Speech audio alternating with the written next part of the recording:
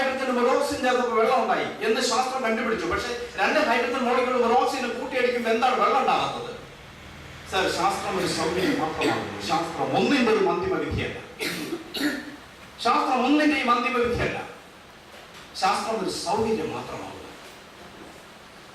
2 ലക്ഷം താറാവുകൾ ഇന്ന് കുമരകത്തിൽ കരിഞ്ഞൊടുങ്ങിക്കൊണ്ടിരിക്കുകയാണ്. കുമരകം ശ്രീനാരായണ ഗുരു സ്ഥാപിച്ച ബാലസുബ്രഹ്മണ്യ ക്ഷേത്രത്തിൽ ചണ്ഡിക ഹവനം നടക്കുന്നു. ആയിരക്കണക്കിന് സ്ത്രീകൾ അവിടെ ഇരിക്കുന്നു. ഭർത്താക്കന്മാരുടെ താറാവ് കൃഷി രക്ഷിക്കണമെന്ന് പറയാം. അവരുടെ മനസ്സിന് ആശ്വാസം കിട്ടാൻ.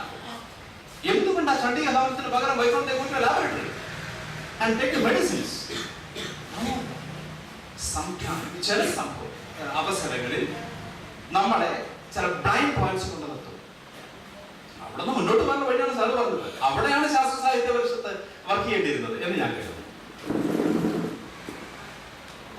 ഈ വെള്ളം കിട്ടാത്തതുപോലെ തന്നെ ജലദോഷത്തിന് എന്താണ് സാർ ഒരു പ്രതിവിധി? ഇത് അയാൾ കഥയിൽ വായിച്ചതാണ്.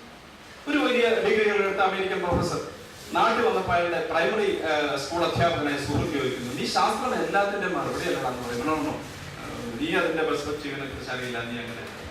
ഇയാൾ ചോദിച്ച ചോദ്യമാണ്, ജലദോഷത്തിന് പ്രതിവിധി കണ്ടെത്താൻ കഴിയാത്ത ശാസ്ത്രം എന്തൊരു ശാസ്ത്രമാണോ? നീ കോളറ തുരത്തി, പ്ലേഗ് തുരത്തി, മഹാമാരികളെ മുഴുവൻ തുരത്തി, ജലദോഷം വന്ന 7 ദിവസം ചികിത്സിച്ചാൽ അല്ലെങ്കിൽ ഒരാഴ്ച എന്ന് പറഞ്ഞ് ജലദോഷം ഒരു രോഗമല്ല, അത് ശരീരത്തിന്റെ അവസ്ഥയാണെന്ന് പറഞ്ഞ് ബ്ലാബ്ലാ അടിക്കുന്നതല്ലാതെ ഇതിനെന്തായാലും പ്രതിവിധി ഇല്ലാത്ത.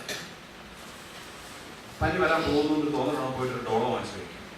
അത് വരാതിരിക്കണം. എനിക്ക് വസൂരി വരുന്നില്ല, എനിക്ക് പ്ലേഗ് വരുന്നില്ല. ഇങ്ങനെയുള്ള എപ്പിഡമിക്സ് മുഴുവനും ഭൂമുഖത്ത് നിന്ന് പോയി നമ്മൾ അവകാശപ്പെട്ടു. എവിടെയെങ്കിലും ഒക്കെ തിരിച്ചു വരുന്നുണ്ടാവാം, അത് വേറെ വിഷയം. പക്ഷേ ജലദോഷത്തിന്റെ പ്രതിവിധിയില്ല.